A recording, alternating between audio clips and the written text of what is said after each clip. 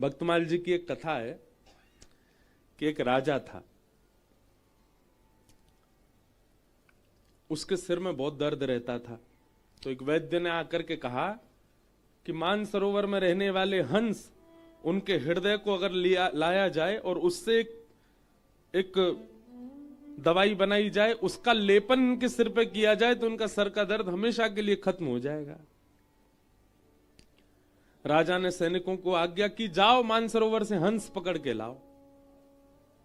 सैनिक सब पहुंच गए मानसरोवर, लेकिन सैनिकों की वेशभूषा देख करके हंस उनके हाथ आए नहीं, दूर ही दूर रहे। 3-4 दिन तक सब सैनिक वहीं पड़े रहे, हंस हाथ नहीं आए। एक दिन उन सैनिकों ने देखा कि कुछ संत वहां पर आए और वे अपने हाथों से दाना चुगा रहे थे और हंस उनके हाथ से दाना ले रहे।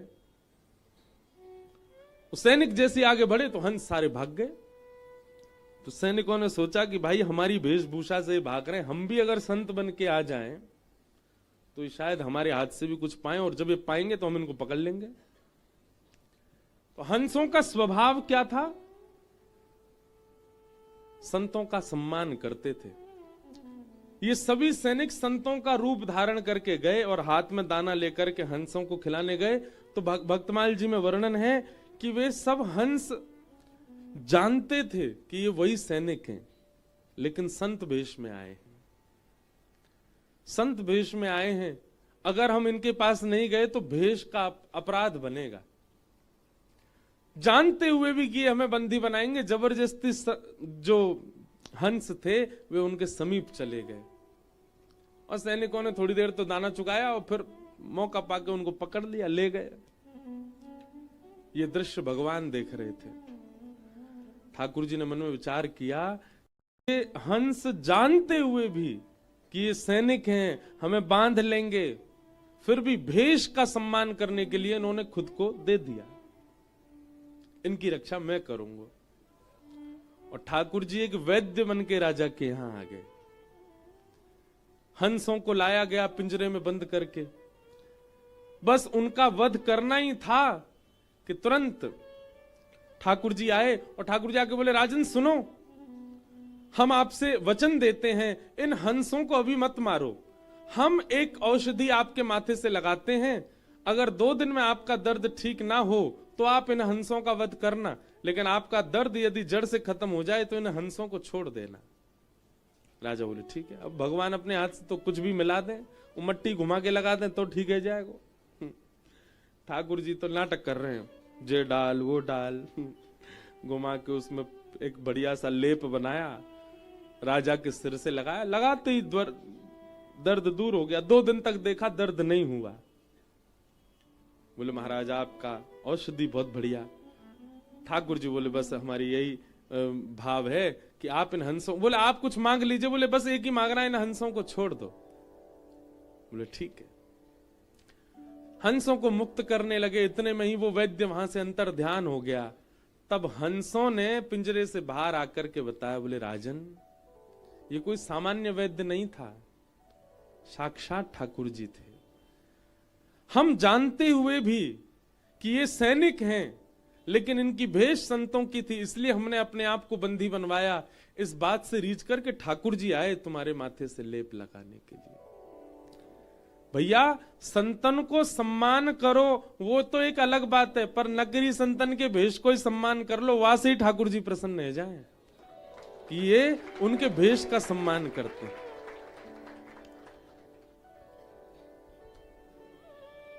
कलयुग यदि जीवन में आ जाएगा ना बंधुओं, बहुत सावधानी से सुनिएगा, हमारी भक्ति में सबसे ज्यादा बाधा यदि कोई है तो वो एक ही है, और वो है वैष्णव अपराध। और ये हम सबसे बनता है, मुझसे भी बन जाता है। वैष्णव अपराध हमारे जीवन में यदि बन रहा है और बार बार बन रहा है, तो इसका मतलब है कि आपके ऊपर कलयुग का प्रभाव है। आपको एक साधक को देख करके भी, एक भजनानंदी को देख करके भी आपके मन में यह भावना आती है कि कहीं ना कहीं ये थोड़ा बहुत तो आडंबर है। ये वैष्णव अपराध है, और ये कलयुग आपके ऊपर आ चुका है, इस बात का प्रमाण है।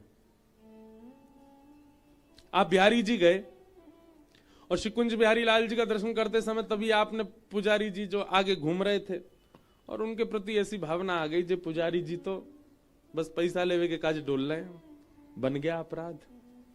और ये अपराध कौन बनवाता है? कलयुग। भक्तों का स्वरूप ऐसा नहीं है, मीराबाई का स्वरूप ऐसा नहीं था। मीराबाई तो जिसको देखती उसके रूप में, उसके स्वभाव में, उसके गुण में, सब में श्री कृष्ण का ही संबंध देखती। हमारे हरिराम व्यास जी का चरित्र कहा था अभी जयपुर में, व्यास जी के चरित्र में आता है हरिराम व्यास जी का स्वरूप कैसा था। कोई बढ़िया लोभी व्यक्ति उनके पास आता, जो बहुत लोभी है, उसको देख करके कहते, वाह भैया तुम पे बामन भगवान बड़ी कृपा है। बामन भगवान भी तो 3 पग जमीन से तीनों लोग लोभ में ले आए थे। कोई बहुत क्रोधी दिखाई देता, वो हो जय हो परशुराम भगवान के अंश। हरिराम व्यास जी की दृष्टि ऐसी थी। कोई बहुत सांवला सा काला सा दिखता, आ जा रे कन्हैया, उसको ऐसे ही बुलाते। किसी का सौंदर्य अद्भुत होता, अद्भुत गंभीरता होती, अरे जय हो मेरे राघव, वो व्यक्ति के नाम से उसको पुकारते ही नहीं थे, व्यक्ति के स्वभाव से उसको परखते ही नहीं थे। जिसको देखते थे उसमें या तो आचार्यों का अनुभव करते थे या फिर ठाकुर जी का अनुभव करते थे। ऐसी हरिराम व्यास जी की दृष्टि थी। ये सीखना चाहिए हरिराम व्यास जी से। जब कभी कोई दिखे, कई लोग होते हैं उनके हाइट इतनी ज्यादा नहीं होती, छोटे से ही होते हैं, जब आए तो आओ बामन, नेक्स्ट से ही हो भैया तुम तो। कोई बहुत छरेरा हो, नेक में ही इधर भाग जाता है उधर आ जाता है, पतरा दुबला सा डोल्ला हो, उसके प्रति ऐसी भावना रहो, जय हो मत्स्य, मछली कैसे यहाँ मां भक्तो डोले।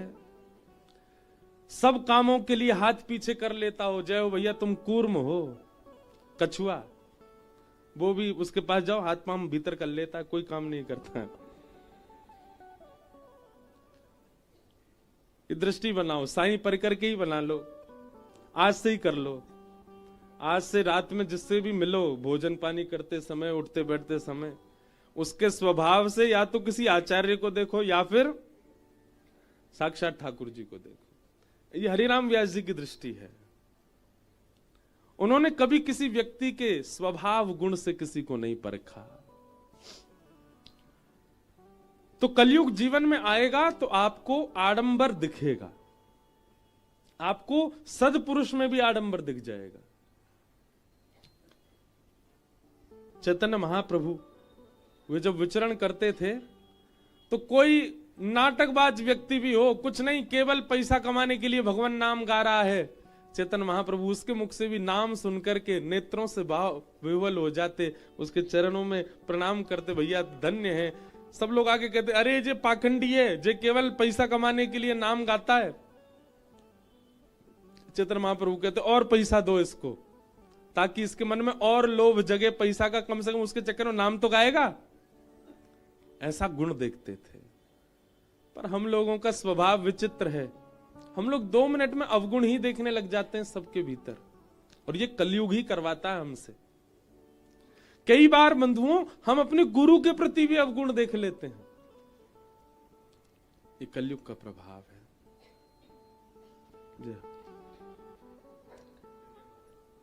जय जय राधा वल्लभ श्री हरिवंश, जय जय राधा वल्लभ श्री हरिवंश, जय जय राधा वल्लभ श्री हरिवंश, जय जय राधा वल्लभ श्री हरिवंश, जय जय श्री वृंदावन चंद, जय जय श्री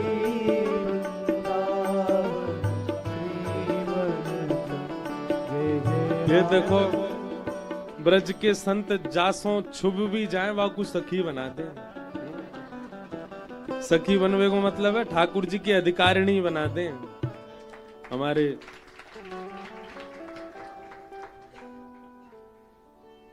श्री हिताश्रम वाले पूज्य महाराज जी पधारे हैं। बारंबार महाराज जी को वंदन प्रणाम।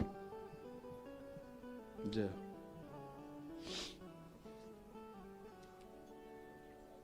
तो कलयुग के ये पंच स्थान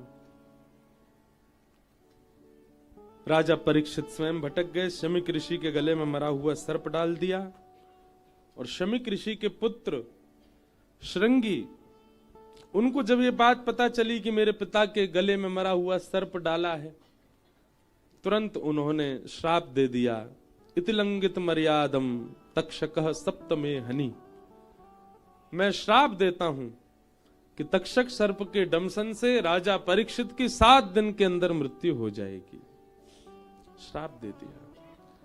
शमिक ऋषि को जब ये बात पता चली कि मेरे पुत्र ने राजा को श्राप दे दिया, उन्होंने अपने शिष्य गौरमुख से कहा कि आप जाओ, जाकर के राजा परीक्षित को बता दीजिए उनके जीवन के केवल 7 दिन बचे हैं। राजा परीक्षित को जैसे ये बात पता चली कि मेरे जीवन के केवल 7 दिन बचे हैं, देखो एक बात बहुत ध्यान से सुनना। साधक वैष्णव का एक स्वरूप है कि वो विपरीत समाचार सुनकर के भी अप्रसन्न नहीं होता। इससे ज्यादा विपरीत क्या होगा कि किसी की मृत्यु की खबर ही सुना दो उसके मुंह पे जाकर के, तुम मरने वाले हो इतने दिन में। लेकिन फिर भी राजा परीक्षित इससे परेशान नहीं हुए। हम तो छोटी छोटी बातों पे परेशान हो जाएं, पर वैष्णव का स्वभाव है कि वो निश्चिंत नहीं होता, वो चिंतित नहीं होता, वो निश्चिंत ही रहता हर परिस्थिति में। सूरदास जी का एक पद है, जैसे राखो तैसे रहूं, जानत हो दुख सुख सब जन के, मुख से कछु ना कहूं। आप सब जानते हो ना, आज मैं क्या बताऊं आपको। जैसे राखो तैसे रहूं। परीक्षित जी ने मन में विचार किया कि जिन्होंने मेरी मातृ गर्भ में ब्रह्मास्त्र से मेरी रक्षा की, उस समय भी कोई कारण था, और आज एक ब्राह्मण के द्वारा 7 दिन में मरने का श्राप लगा है, तो ठाकुर जी ने इसमें भी कोई कारण ही देखा होगा, मैं क्यों चिंता करूं।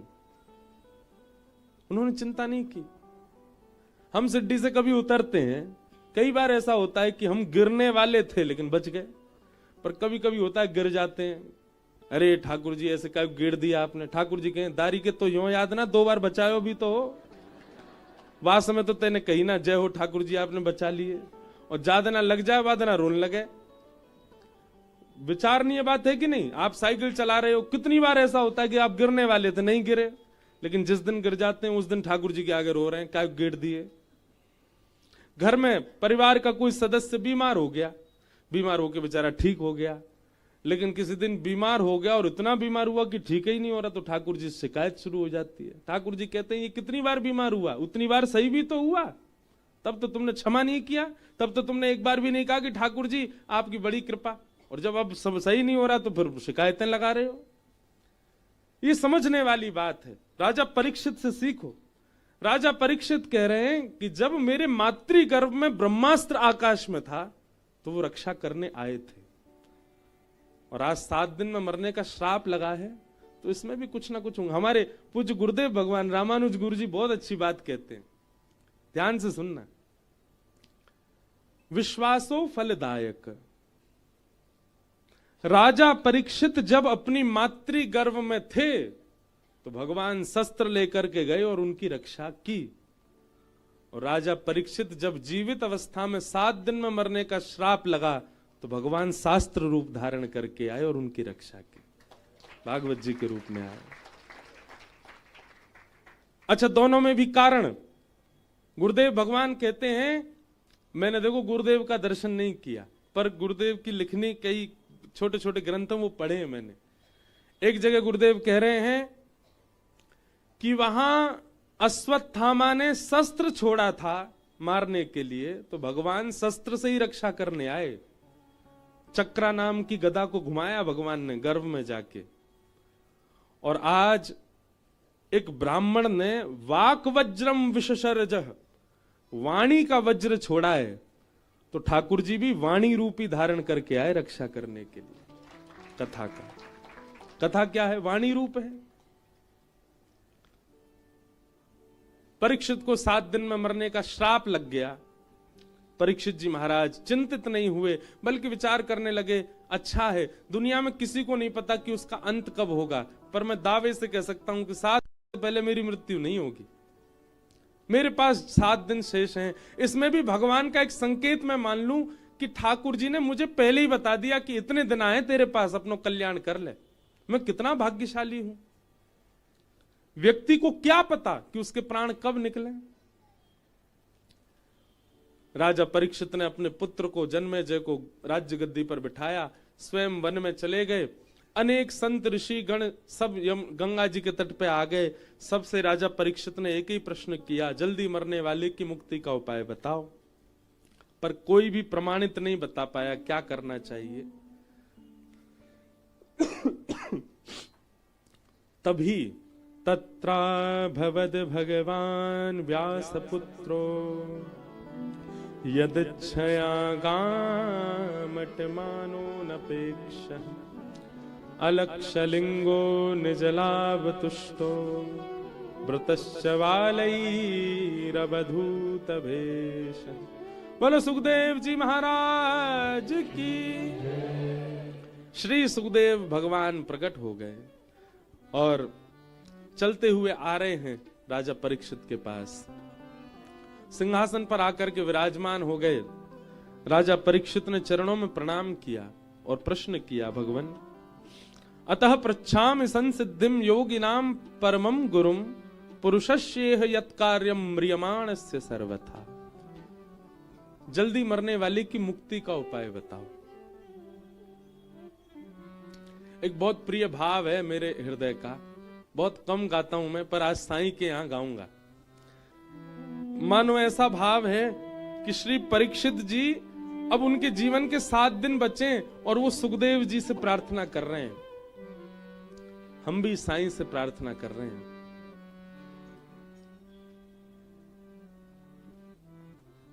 चाहे हार हो चाहे जीत हो, चाहे हार हो चाहे जीत हो, गुरु चरण में मेरी प्रीत हो।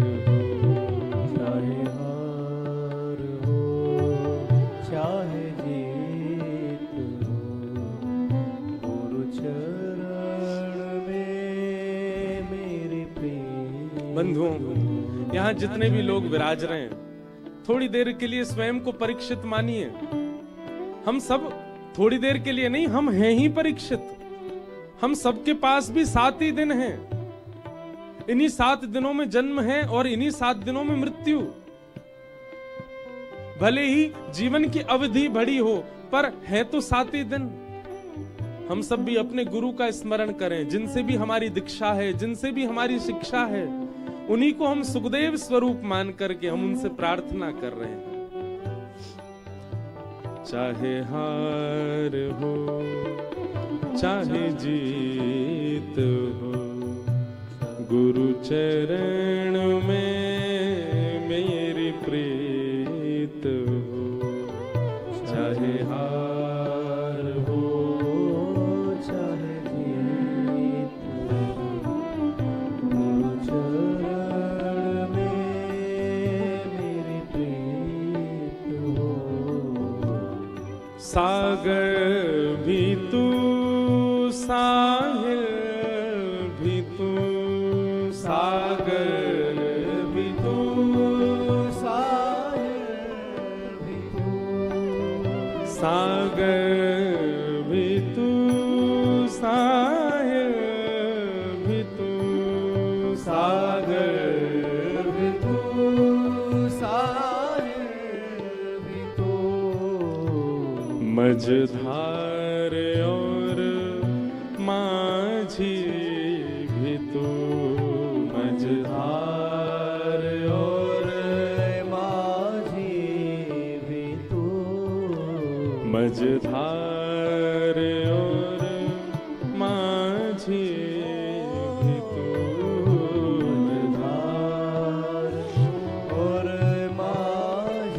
कितने सुंदर शब्द हैं। हे गुरुदेव, सागर भी आप ही हो, मतलब आपकी गहराई हम पहचान नहीं सकते। सागर भी आप ही हो, पर हमें इस संसार रूपी सागर से पार करने वाले मझधार भी आप ही हो।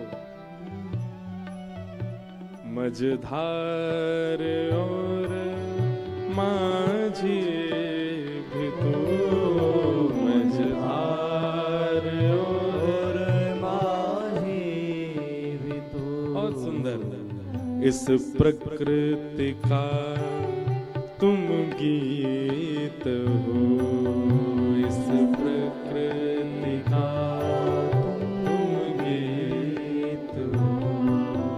गुरु चरण में मेरे प्रीत हो, गुरु चरण में मेरी प्रीत हो।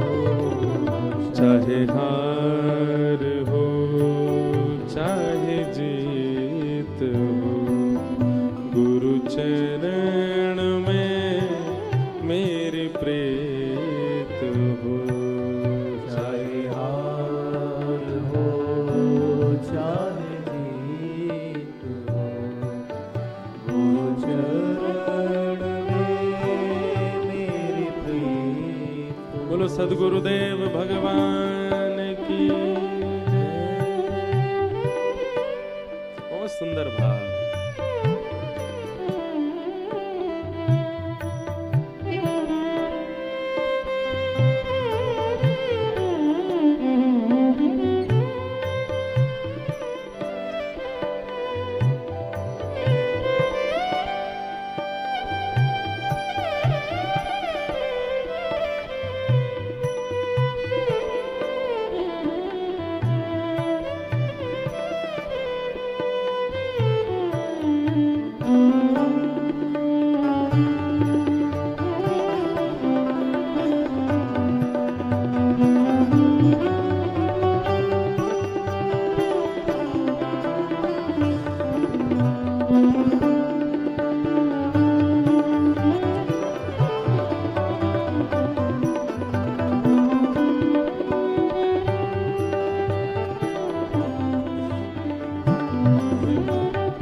दुनिया ये जाने क्या भला, दुनिया ये जाने क्या भला, दुनिया ये जाने क्या भला, दुनिया ये जाने क्या भला। तेरे रूप में मुझे क्या मिला, तेरे रूप में मुझे क्या मिला, तेरे रूप में मुझे क्या मिला, तेरे रूप में मुझे क्या मिला। गुरुवर मेरे मन मीत हो, गुरुवर मेरे मन मीत हो, गुरु चरण में मेरे प्रीत हो, गुरु चरण में मेरी प्रीत हो। चाहे हार हो चाहे जीत हो,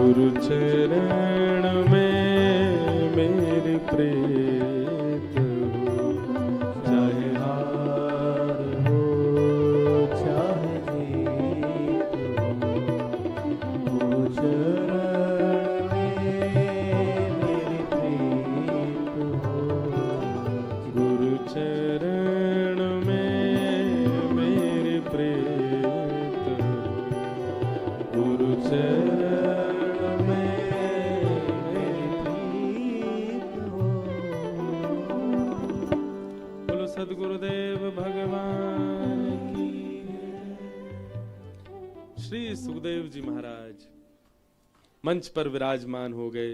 परीक्षित हाथ जोड़ करके सामने बैठे और कह रहे हैं, भगवान, जिसके जीवन के केवल 7 दिन बचे हैं उसको मुक्ति के लिए क्या करना चाहिए, कृपा कीजिए। बंधुओं, मैं एक बात कहता हूं, जो आपके संशय का समाधान बता दे वो गुरु है,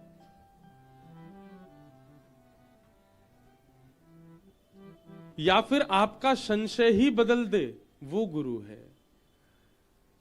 कभी ना कभी संशय का समाधान बताने वाला भी गुरु होता है और आपका संशय ही सुधार दे।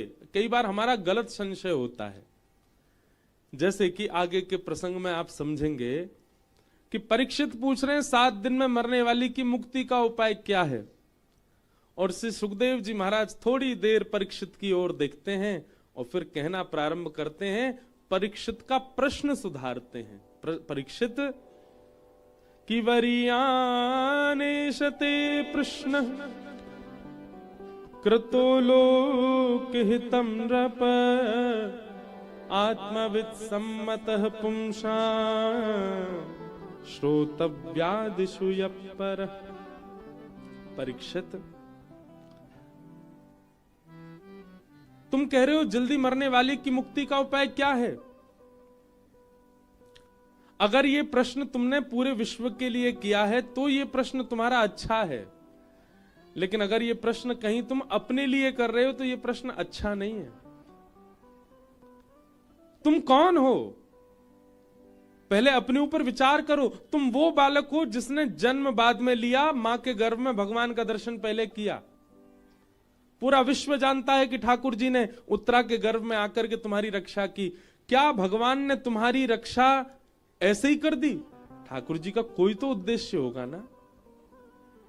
किसी की रक्षा ठाकुर जी कर रहे हैं तो इसका मतलब ठाकुर जी उससे कुछ चाहते हैं। ना जाने कितने बालक मातृ गर्भ से बाहर आ ही नहीं पाते, जन्म ही नहीं ले पाते। ठाकुर जी सबको तो नहीं बचाते, लेकिन तुम में ऐसी क्या विशेषता है कि ठाकुर जी ने तुम्हारी रक्षा की। और जिस बालक की भगवान ने गर्भ में जाके रक्षा की, वो बालक कुछ दिन पृथ्वी पर रहने के बाद ब्राह्मणों के द्वारा शापित हुआ। जय बोलो वृंदावन बिहारी लाल की जय। श्यामा प्यारी कुंज बिहारी, जय जय श्री हरिदास दुलारी। श्यामा प्यारी कुंज बिहारी, जय जय श्री हरिदास दुलारी। श्यामा प्यारी कुंज बिहारी, जय जय श्री हरिदास दुलारी। श्यामा प्यारी कुंज बिहारी, जय जय श्री हरिदास दुलारी। श्यामा प्यारी कुंज बिहारी, जय जय श्री हरिदास दुलारी।